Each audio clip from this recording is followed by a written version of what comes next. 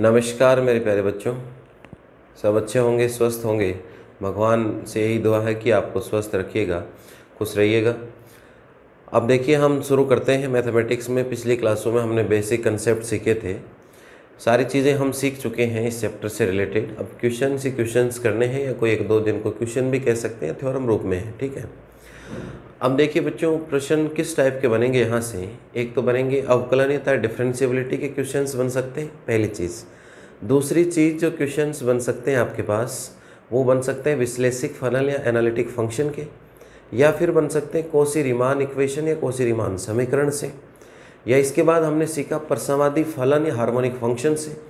इसके बाद हम सीखते हुए आ रहे हैं परसमाधि संयुग्म या हार्मोनिक कंजुगेट से, या फिर किससे बन सकते हैं, मिलन थॉम्सन मेथड से या मिलन थॉम्सन विधि से बन सकते हैं।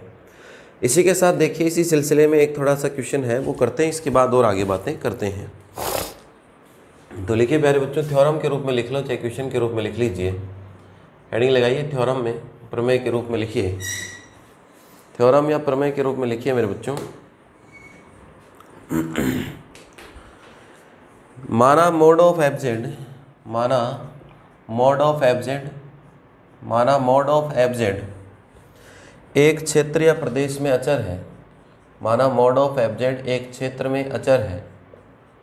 माना मोड ऑफ एफ जेड एक क्षेत्र में अचर है। Consider mod of f z is constant in a region. Consider mod of f z is constant in region. जहाँ एफ जेड विश्लेषिक फलन है, जहाँ एफ जेड विश्लेषिक फलन है तो, जहाँ एफ जेड विश्लेषिक फलन है तो, जहाँ एफ जेड विश्लेषिक फलन है तो, where f z is analytic function, तो एफ जेड अचर है, तो एफ जेड अचर है, तो एफ जेड अचर है।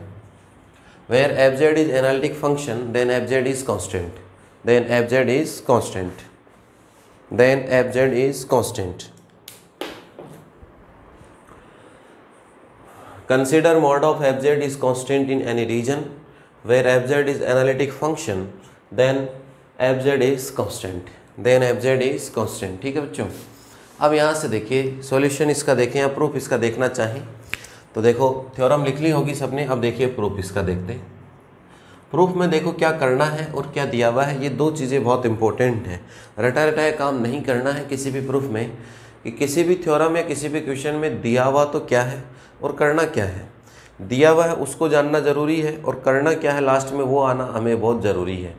अगर ये दोनों चीज़ें आपको मालूम होंगी तो आप किसी भी थ्योरम, किसी भी क्वेश्चन को बहुत आसानी पूर्वक प्रूफ कर सकते हो, बहुत कम से कम एफर्ट में।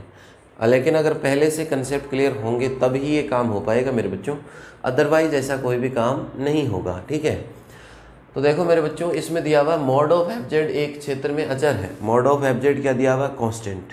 तो मोड ऑफ एफ जेड अभी लिखूंगा, एफ जेड बराबर आप जानते हो भली भांति कि u प्लस कितना होता है आयोटा वी, उसका लगाएंगे मोड, और मोड को किसके बराबर दिखा देंगे, कांस्टेंट c मान लेंगे। इस लाइन का मतलब समझ गए कि भाई एफ जेड इक्वल टू कितना होता है, u प्लस आयोटा वी, उसके लगाना है मोड, तो मोड लगा देंगे। और अचर या कांस्टेंट के बराबर रखना है तो उसको किसके बराबर मान लेंगे, कांस्टेंट। एक चीज़ तो ये दे रखी है आपको, एक दे रखा एफ जेड विश्लेषिक या एनालिटिक दिया हुआ है। एफ जेड क्या दिया हुआ है मेरे प्यारे बच्चों, विश्लेषिक या एनालिटिक दिया हुआ है।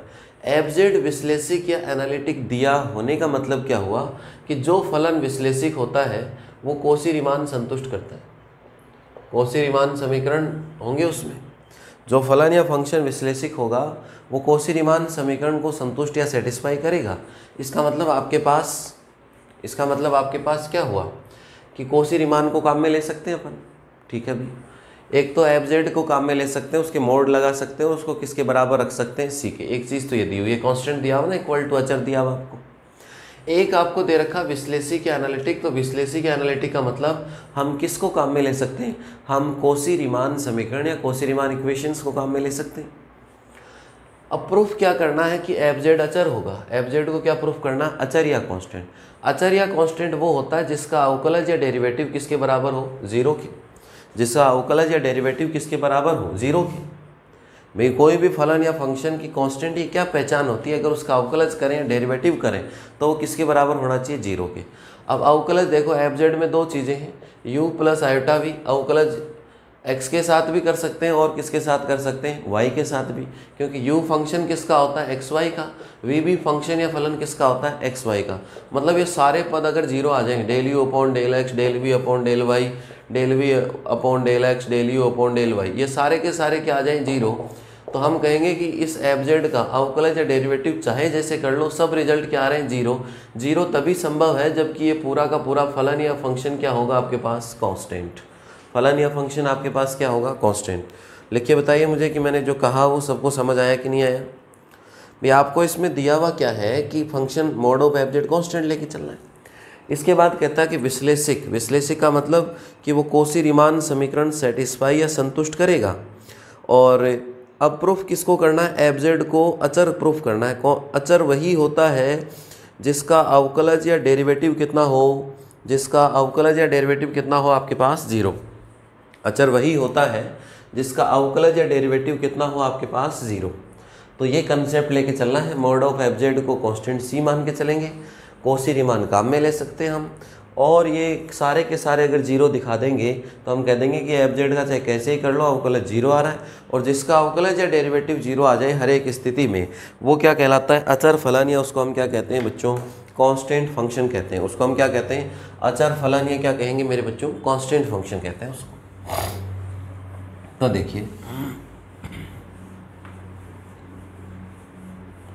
उसको हम कहते हैं अचर फलन, या क्या कहेंगे, कांस्टेंट फंक्शन। ठीक है, अब देखिए सॉल्यूशन। आपको दिया हुआ माना कि मॉड ऑफ एफ जेड एक क्षेत्र में अचर है, तो माना कि या कंसीडर, माना कि या consider mod of f Z एक क्षेत्र में अचर है, एक क्षेत्र में अचर है।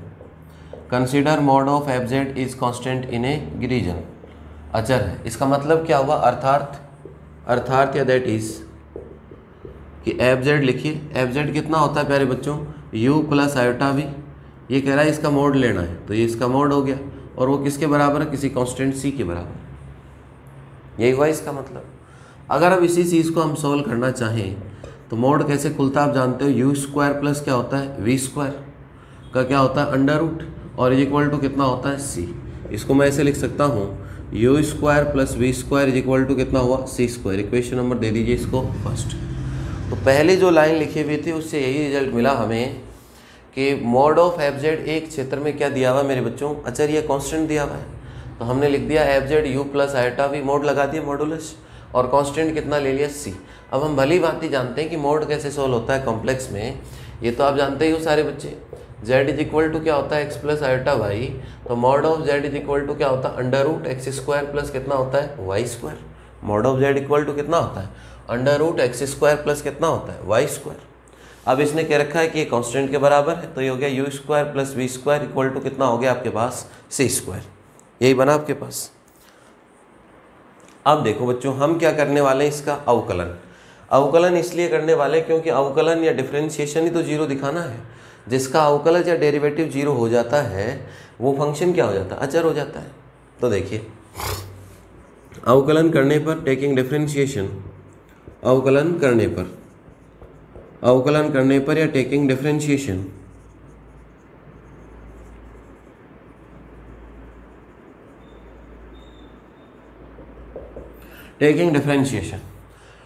डिफरेंशिएशन लेंगे तो एक बार x के साथ कर सकते हो या किसके साथ कर सकते हैं, y के साथ कर सकते हैं। देखो x के साथ करता हूँ पहले, तो देखो क्योंकि u भी किसका फंक्शन होता है, x और y का फलन होता है, और v भी किसका फलन या फंक्शन होता है, x और y का।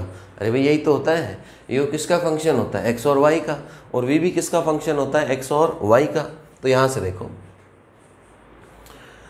u एक्स वाई और ये कितना हो गया आपके पास v एक्स वाई। देखो इसका करते हैं तो ये हो गया 2x, नहीं पहले तो हो गया 2u, पावर का होगा फिर u का होगा del u upon del x, plus यहाँ से देखिए पहले पावर का होगा तो 2v, फिर v का होगा तो del v upon del x, और कांस्टेंट है कितना होना, 0। तो यहाँ से देखो बच्चों ये तो चला गया, दो तो जीरो में ये हो गया u del u upon del x, और प्लस ये हो गया v del v upon del x, और इज इक्वल टू कितना होगा 0। इक्वेशन नंबर दे दीजिए इसको सेकंड। ठीक है, जैसे x के साथ किया वैसे ही अब किसके साथ करेंगे, y के साथ भी कर सकते हैं। अरे भाई y के साथ भी तो कर सकते हैं, जैसे हम x के साथ करते हुए आ रहे हैं वैसे ही y के साथ कर सकते हैं। y के साथ करेंगे तो इसी प्रकार या सिमिलरली y के साथ करेंगे। देखो पहले पावर का होना है तो 2u और del u upon del y, दो जीरो में चला जाएगा तो ये होगा u डेल यू अपॉन कितना हो गया डेल वाई और plus v del v upon कितना हो गया डेल वाई और इक्वल टू कितना हो गया 0। इक्वेशन नंबर कितनी हो गई थर्ड। अवकलन या डेरिवेटिव या डिफरेंशिएशन x के साथ कर लिया और किसके साथ कर लिया, y के साथ। ठीक है, अब देखिए इसके अंदर मैं एक काम करने वाला हूँ कि यह आपको जो दिख रहा है u del u upon del x plus v del v upon del y, और ये जो दूसरा पार्ट किसके साथ दिख रहा है आपको, यहाँ से ये है u del u upon del y plus v del v upon del y is equal to कितना है 0। इक्वेशन नंबर क्या आ गई, सेकंड और थर्ड। ठीक है, अब हमें इन दोनों को सोल्व करना। अब सोल्व करने के लिए एक कंडीशन और दे रखी है, अब इसको काम में नहीं लिया, विश्लेषिक फलन। विश्लेषिक फलन का मतलब वो क्या होगा, कोशी-रीमान होगा। उसमें क्या होगा, कोशी-रीमान समीकरण काम में ले सकते हैं हम। तो देखिए कोशी-रीमान समीकरणों के प्रयोग से, कोशी-रीमान समीकरणों के प्रयोग से यूजिंग कोशी-रीमान इक्वेशन, कोशी-रीमान समीकरणों से या यूजिंग कोशी-रीमान इक्वेशन, यूजिंग कोशी-रीमान इक्वेशन, कोशी-रीमान समीकरण प्रयोग ले सकते हैं। क्यों ले सकते हैं, क्योंकि फलन या फंक्शन एफजेड क्या दिया हुआ आपको, विश्लेषिक या क्या दे रखा है, एनालिटिक दे रखा है। तो कोशी-रीमान समीकरण आप भली भांति जानते हो, del u upon del x, जानते हो नहीं जानते। कोशी-रीमान समीकरण आप भली भांति जानते हो कि del u upon del x बराबर कितना होता है, del v upon del y होता है। दूसरा होता है del u upon del y equal to कितना होता है, minus del v upon del x होता है। अब देखिए इसमें उसको काम में लें, लेकिन किसकी जगह काम में लें जिससे कि सवाल आसानी पूर्वक क्या हो जाए, सोल्व हो जाए आपका। हम कोशी-रीमान को किसकी जगह काम में लें जिससे कि हमारा क्वेश्चन बहुत आसानी पूर्वक सॉल्व हो जाए। तो क्या किया जाए, किस चीज़ को इम्पोर्टेंस दी जाए। तो हम देखो कोशी-रीमान समीकरणों से सबसे पहले कोशी-रीमान समीकरण लिख दीजिए एक बार, जिससे कि सुविधा रहे। कोशी-रीमान समीकरण होते हैं आपके पास del u upon del x is equal to कितना होता है, del v upon del y, और दूसरा होता है आपके पास del u upon del y is equal to होता है minus del v upon del x. यही है। अब इन समीकरणों को यहाँ प्रयोग में लेंगे और ऐसा सोल्व करेंगे कि ये जो del u upon del x है, del u upon del y है, ये सब का रिजल्ट क्या हो जाए, 0। जब अवकलज का रिजल्ट 0 हो जाता है तो फंक्शन क्या हो जाएगा, कांस्टेंट। तो इतना नोट कर लो एक बार, फिर कोशी-रीमान काम में लेते हैं इधर, फिर सोल्व करते हैं, रिजल्ट आ जाएगा। बहुत आसान थ्योरम है, करो देखिए नोट इतना।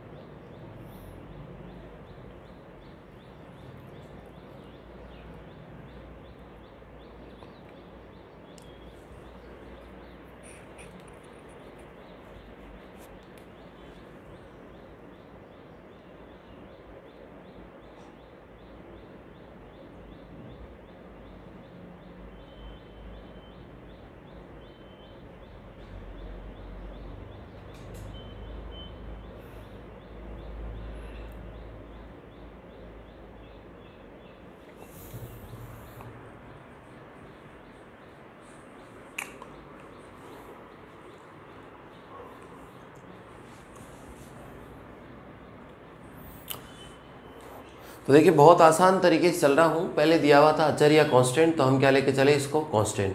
कांस्टेंट कहता है किसको, मापांक के मॉडुलस को, तो मॉडुलस ले लिया, सी के बराबर लिख दिया।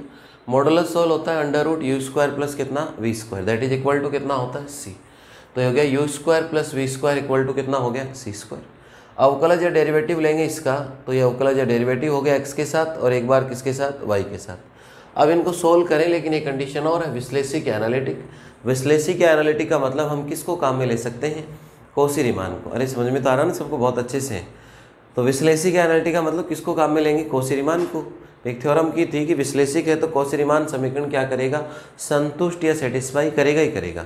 अब इन कौशी रीमान को देखो यहाँ काम में लेता हूँ, किसमें, 2 नंबर में और 3 नंबर में। तो देखिए समीकरण इक्वेशन 2 तथा 3 से, समीकरण इक्वेशन 2 तथा 3 से देखो इसको तो ऐसा कैसे रख लो, u डेल यू अपॉन कितना हो गया del x, u del u upon del x plus ये हो गया v, del v upon del x किसके बराबर होगा, यहाँ से देखिए del v upon del x, तो ये माइनस इधर चला जाएगा, ये होगा del u upon del y और किसका हो जाएगा माइनस और इक्वल टू कितना 0। इसके बाद इसको देखिए u डेल u अपॉन कितना है डेल y और plus v del v upon del y, del v upon del y यहाँ से देखिए किसके बराबर है, del u upon del x के। तो ये हो गया आपके पास v डेल u अपॉन कितना हो गया डेल x और इक्वल टू कितना हो गया 0। ठीक है, अब एक काम कीजिए, इस वाले इक्वेशन को तो गुणा कर लो u से, इस वाले को गुणा कर लो किससे, v से। जैसे u और v से गुणा करेंगे तो ये तो हो जाएगा u स्क्वायर और फिर प्लस कर दो। ठीक है, इस वाले को तो किससे मल्टीप्लाई करो, u से, इस वाले को किससे मल्टीप्लाई करो, v से, कर लिया। और मल्टीप्लाई करने के बाद क्या करेंगे, इनको प्लस, तो इनको कोई नंबर दे दीजिए। ये तो हो गई इक्वेशन नंबर 4 और ये हो गई इक्वेशन नंबर 5। ठीक है, अब देखो लिखना कैसे इनको,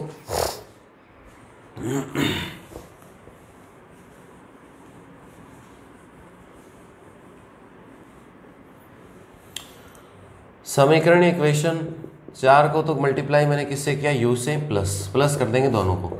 समीकरण 5 को मल्टीप्लाई किससे किया मैंने, इक्वेशन 5 को, इक्वेशन जो नंबर 5 है, 5 ही है ना, वहाँ 5 नंबर को मल्टीप्लाई मैंने किससे किया, v से।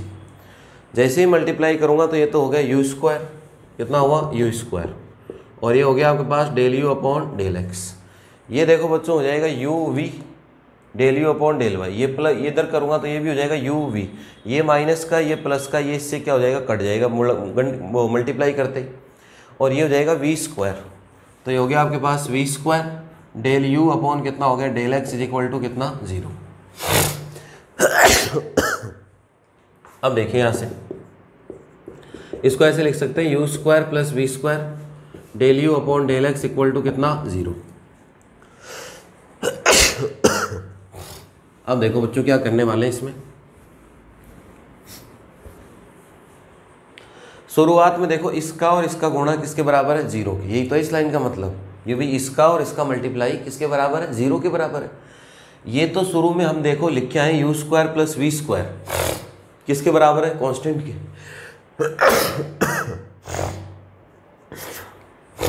u square plus v square किसके बराबर है, कांस्टेंट राशि के बराबर, अचर राशि के। तो ये तो कांस्टेंट है तो 0 इसको ही होना पड़ेगा, तब जाके रिजल्ट कितना आएगा 0। इसका मतलब क्या हुआ कि del u upon del x is equal to कितना हुआ 0। ऐसे ही जैसे इस बार u और v से मल्टीप्लाई किया था, इस बार उल्टा कर लेंगे, v और किससे कर लेंगे, u से, प्लस की जगह क्या कर लेंगे माइनस। तो जैसे y वाला हट गया था इस बार कैंसिल, वैसे x वाला हट जाएगा तो दूसरा 0 आ जाएगा। तो आगे सोल्व करने की जरूरत नहीं, इसी प्रकार या सिमिलरली लिखेंगे कि जितने भी हैं ये del u upon del y, या कह सकते हैं del v upon del x वाले कर लो, या del v upon del y, सबका रिजल्ट क्या आना 0। जब सारे के सारे अवकलज 0 आ जाए, चाहे x के साथ हो चाहे y के साथ, इसका मतलब फलन या function f z equal to u plus iota v क्या है, अचर फलन है या कांस्टेंट फंक्शन, अचर फलन है या कांस्टेंट फंक्शन, कांस्टेंट फंक्शन। भाई चाहे इसका x के साथ करें अवकलज चाहे y के साथ करें, सारे के सारे डेरिवेटिव क्या आ रहे हैं 0। तो 0 उसी के आ सकते हैं जब यहाँ वैल्यू क्या होगी, अचर या कांस्टेंट। यही थ्योरम प्रूफ करनी थी, काम खत्म हो गया। तो नोट कर लीजिए बच्चों, इसको बहुत आसान तरीके से मैंने प्रूफ किया है, एग्जाम में पूछी हुई है।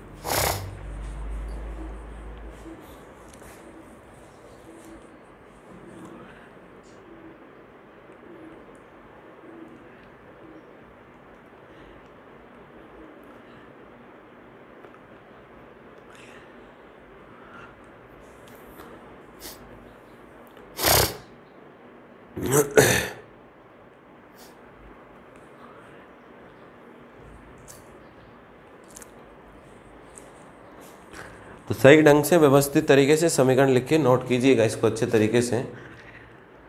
इसके बाद देखिए आगे बढ़ते हैं अपन।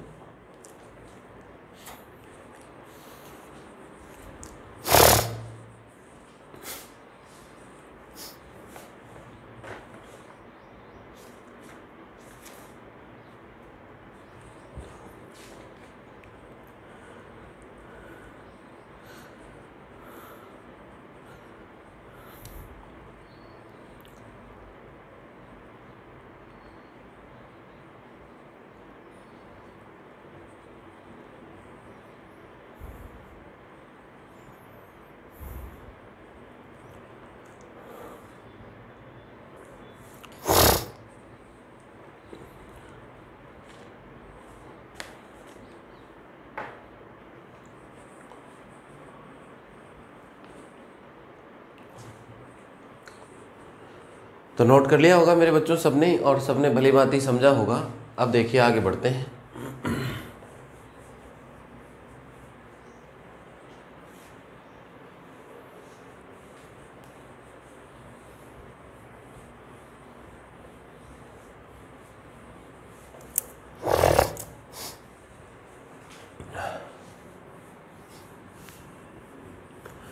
अब देखिए मैंने बताया था कि भाई पढ़ लीजिए, पीछे क्लासें ज़रूर पढ़िए, जिन्होंने पढ़ रखी हैं वो रिवाइज कीजिए, जिन्होंने नहीं पढ़ी अभी तक वो ज़रूर पढ़िएगा, तब जाके अब क्वेश्चन ही क्वेश्चन आने वाले हैं। थ्योरम का पूरा काम खत्म है अपना, अब क्वेश्चन ही क्वेश्चन करने वाला हूँ। देखिए जैसे ये सवाल 2 बार आया हुआ एग्जाम में, सारे क्वेश्चन हो जाएंगे आपके बुक के, बिल्कुल निश्चिंत रहिए। टोटल क्वेश्चन आगे पीछे जरूर होंगे ऑर्डर में, लेकिन टोटल क्वेश्चन हो जाएंगे, कोई बुक उठाने की आवश्यकता नहीं पड़ेगी। कोई होमवर्क दूंगा तो मैं अलग से लिख दूंगा। फलानिया फंक्शन एक तो दिया हुआ u x y is equal to, सवाल दिया हुआ e to the power x cos y, e to the power x cos y। ठीक है, क्या क्या चेक करना है इसमें? एक तो परसमादी फलन चेक करना है इसको। क्या चेक करना है बच्चों? परसमादी फलन निकालना है, इसका हार्मोनिक फंक्शन। एक तो इसको प्रूफ करना है हार्मोनिक फंक्शन, परसमादी फलन, या जिसको हम क्या कहते हैं हार्मोनिक फंक्शन, पहली चीज़। दूसरी चीज़ इसमें निकालना परसमादी संयुग्मी। क्या निकालना है? परसमादी संयुग्मी, या जिसको हम कहते हैं हार्मोनिक कंजुगेट। दूसरी चीज़ निकालनी है इसमें हार्मोनिक कंजुगेट। हार्मोनिक कंजुगेट समझते होंगे सब, u दिया हुआ तो क्या निकालना है v, और फिर इन दोनों को मिला के क्या लिखना है? फलन या फंक्शन fz। ये 3 काम करने हैं इस क्वेश्चन में। इस क्वेश्चन में ये 3 काम करने हैं बच्चों।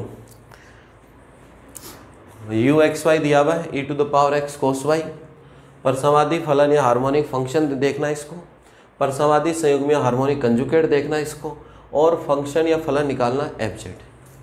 तो पहले तो देखो हार्मोनिक फंक्शन चेक करेंगे इसको। तो सॉल्यूशन देखिए बच्चों इसका, दिया है या गिवन दैट, दिया है या गिवन दैट, क्या दिया हुआ आपको? u x y is equal to दिया हुआ e to the power x cos y। ठीक है,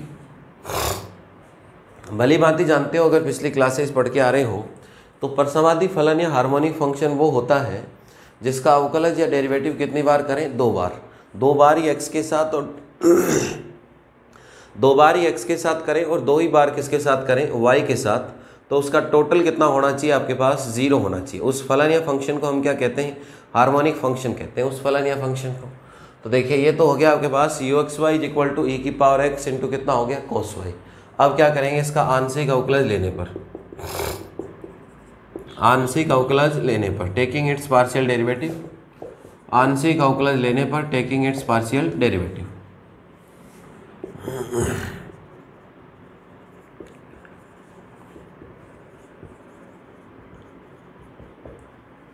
अब देखिए पहले एक एक बार करना पड़ेगा, भी 2 बार वाली मशीन तो है नहीं कोई। Del u upon del x, x के साथ करूंगा तो e की पावर x का ही होगा, कोस y का नहीं होगा।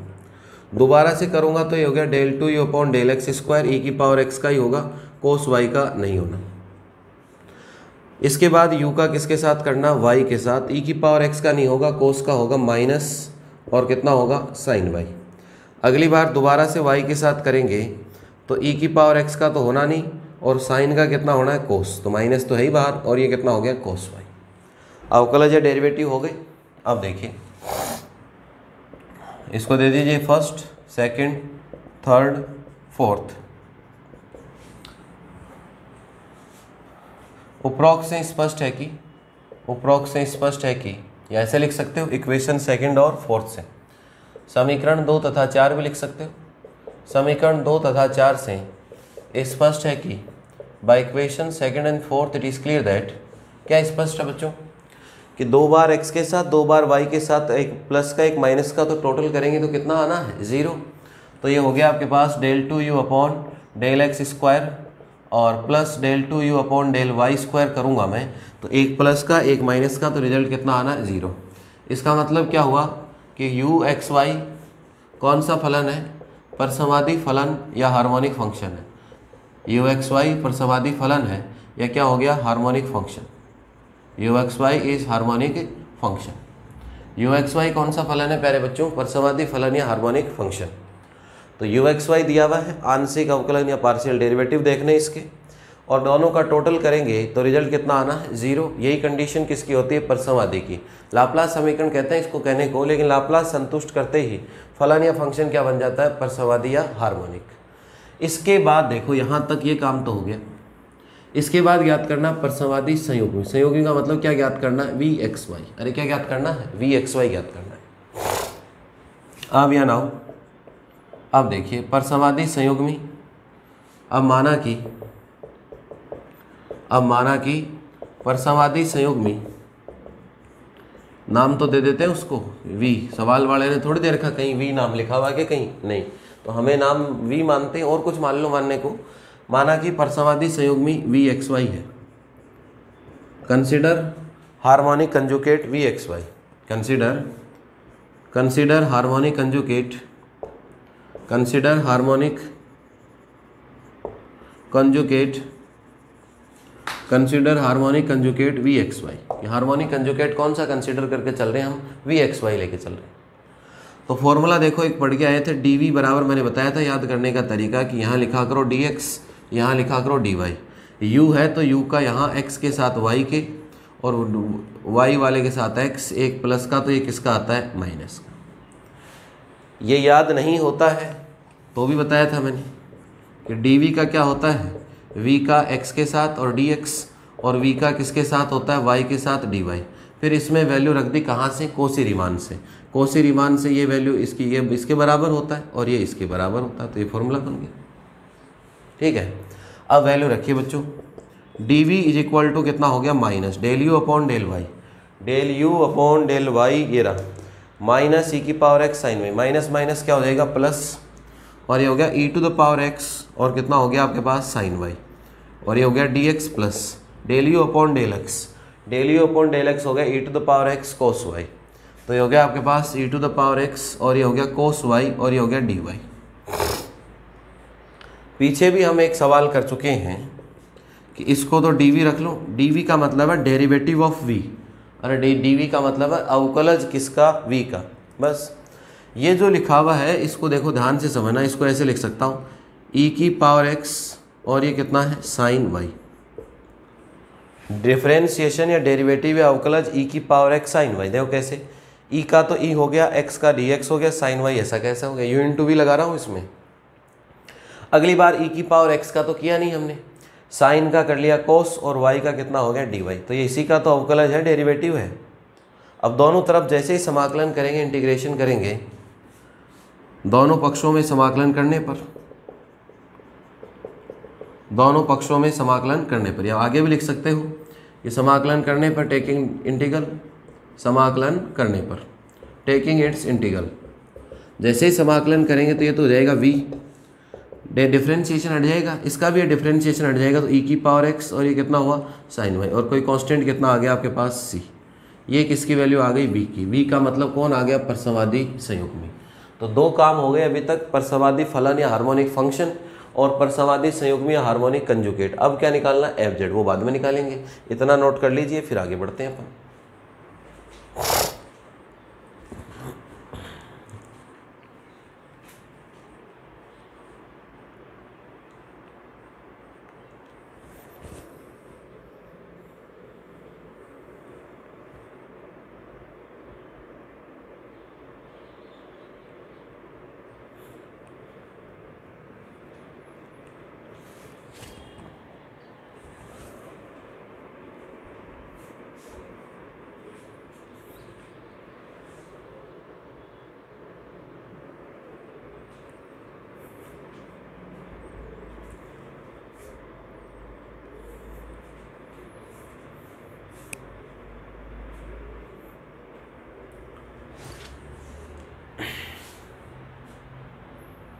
तो बिल्कुल अच्छे तरीके से सटीक वे से इन चीज़ों को नोट करिए और उसके बाद आगे बढ़ते हैं।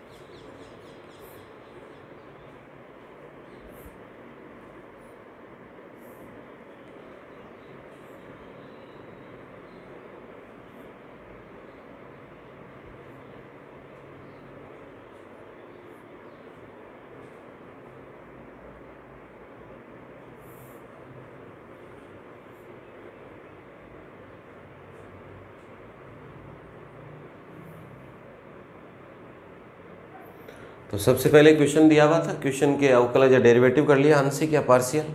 परसमाधि पूछा तो 2 बार का टोटल 0, संयुग्मी में पूछा तो ये फॉर्मूला याद होना चाहिए और इसमें वैल्यू रखे। ये बहुत ही आसान था, ये डिफरेंशिएशन ही तो था, इसका थोड़ा सा दिमाग लगाने की ज़रूरत थी और रिजल्ट आ गया आपके पास। समाकलन इंटीग्रेशन लेते हैं। अब देखिए इसमें एक चीज़ और पूछी है, एफ जेड विश्लेषिक फलन पूछा है, इसके संगत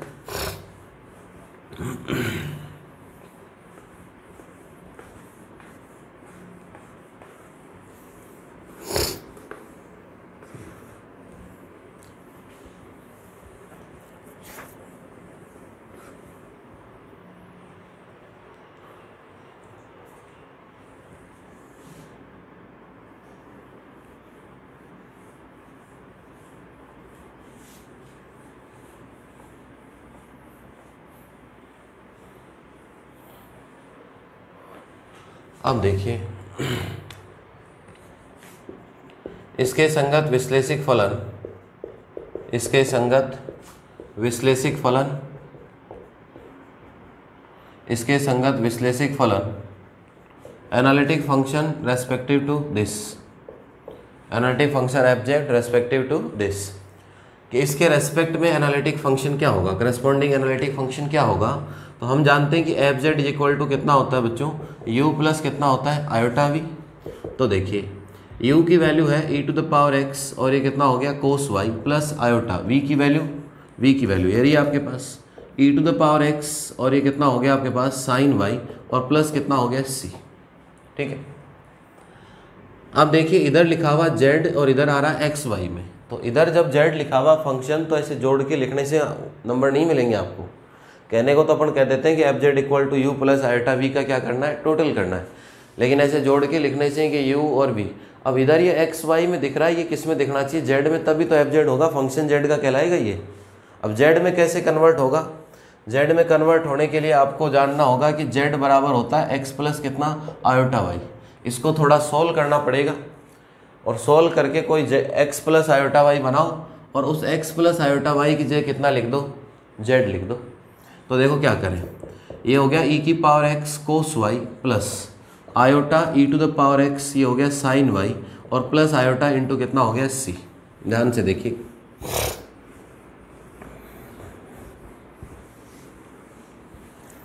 अब देखिए प्यारे बच्चों, इसमें से एक काम करता हूँ मैं, इन दो में से e to the power x common ले लिया तो ये बच गया मेरे पास कोस y प्लस आयोटा कितना साइन y और प्लस कितना हो गया आयोटा c। ये फॉर्मूला होता है, मैंने एक फॉर्मूला बताया था, e to the power iota theta is equal to होता है cos theta plus iota sine theta. Euler theorem कहते हैं इसको।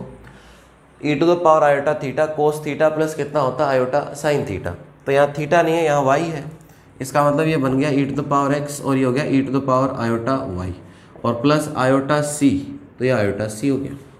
अब देखिए e to the power x दो जगह है तो पावर प्लस हो सकती है और देखो c और आयोटा को नया कांस्टेंट दे देते हैं कितना c1। अब ये आ गया x plus iota y, x plus iota y आप जानते हो कितना होता है z, और प्लस कितना हो गया c1, ये हो गया fz।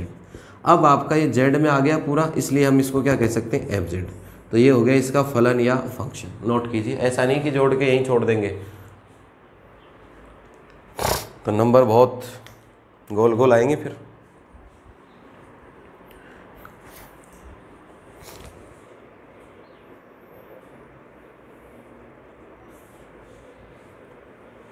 F z equal to होगा u plus iota v e to the power x cos y plus iota e to the power x sine y plus c. तो यहाँ से देखें तो ये हो गया cos y plus iota sine y plus iota c, तो e to power x e to the power iota y plus iota c, और ये जुड़ गया आपके पास, ये जेड हो गया, तो ये जेड में कन्वर्ट हो गया, इसलिए क्या आ गया एफ जेड। जेड की फॉर्म में आना चाहिए, तभी उसको हम क्या कहेंगे, भी लिखने को तो ऐसे ही कह देते हैं, लेकिन दिखना किस में चाहिए, जेड में ही फंक्शन होना चाहिए। फलन किसका होना चाहिए, जेड का। तो इस प्रकार से क्वेश्चंस जितने पढ़ाए, जितने फॉर्मूले, जितने थ्योरम, उनको प्रैक्टिस करते रहिएगा। मिलते हैं अगली क्लास में, कंटिन्यू पढ़ते रहिएगा। सबको धन्यवाद, thank you all of you.